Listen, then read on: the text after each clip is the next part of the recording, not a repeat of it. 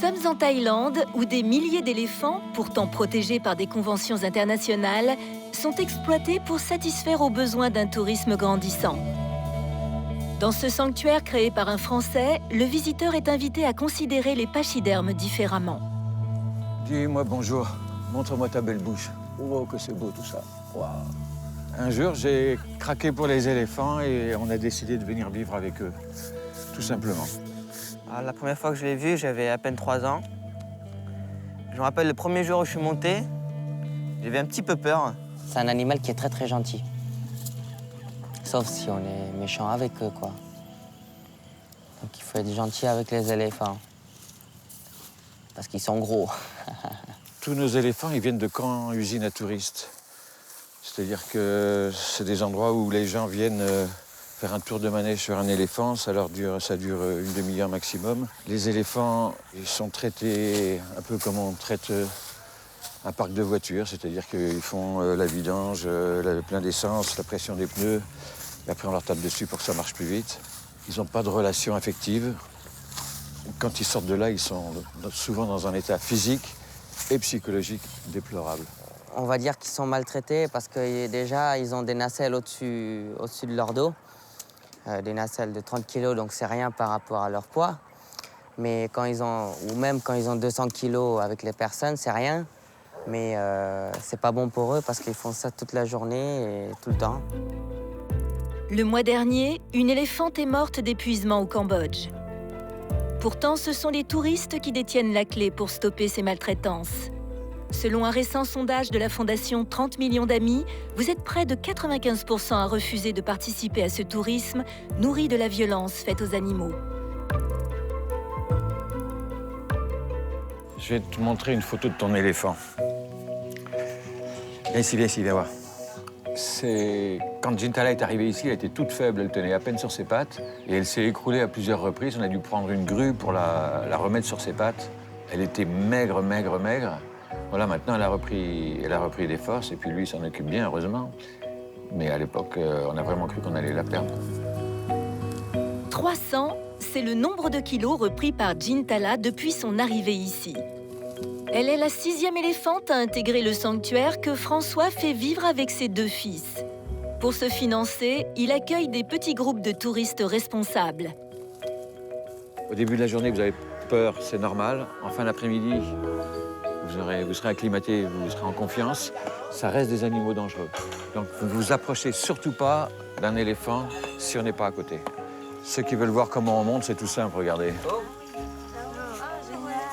Le but, alors, c'est d'en sauver plus ou vous allez vous arrêter à 6 À l'origine, le but, c'était de vivre avec des éléphants. C'était de vivre un instant comme ça, en fait, tout simplement.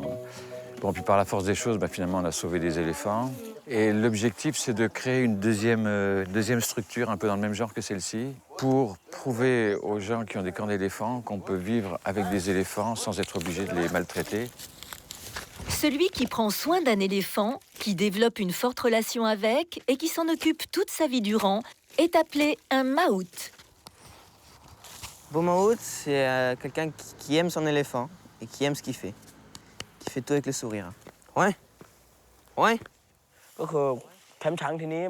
Ici, il est interdit de frapper les animaux. Ce n'est pas comme dans d'autres endroits. Les animaux ne manquent de rien. Ils ont tout ce qu'il faut à manger. Et pour eux, il y a le lac. Ils adorent aller dans l'eau. Ils sont ici chez eux, en toute tranquillité. Je pense vraiment qu'ils sont heureux. Les visiteurs prennent soin d'eux. Tous les maouts sont proches de leur éléphant. Quand on est amis, on peut s'amuser ensemble. Pour l'éléphant, tout ça est un jeu. C'est que du plaisir. Des conditions propices à la méditation. Lors d'un voyage en Thaïlande, Sophie a découvert ce lieu où hommes et pachydermes semblent vivre en parfaite harmonie. Hôtesse de l'air de profession, elle donne également des cours de yoga.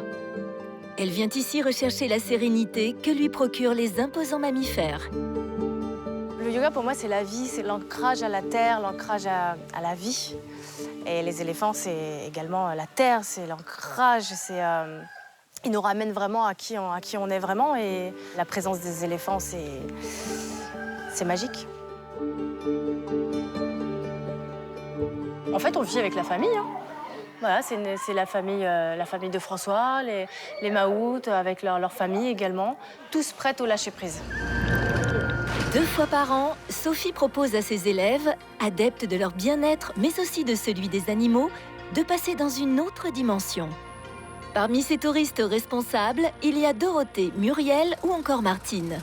Il y a plein de beaux moments. Pour les yeux, l'endroit est magnifique. La rencontre avec les éléphants, c'est magnifique. Hein, c'est du pur bonheur. Ça remue parce que c'est des bêtes énormes, mais en même temps d'une douceur inestimable. Ça nous fait un peu sentir tout petits, nous les humains, et on a beaucoup de respect pour ces grandes dames. Moi, j'ai jamais fait de cheval, donc c'est vrai que j'appréhendais. Hein. Et puis, en fait, ils sont à notre écoute. Hein. Nous, on est à la leur, mais c'est surtout eux qui sont à la nôtre. Hein. Oui, il y a un échange, bien sûr, dans le regard. Quand on les caresse, elles n'ont pas du tout toutes la même, on n'a pas la même sensation. Bien sûr qu'il y a un échange. Il n'y a pas de parole, mais on en dit beaucoup plus souvent sans parole.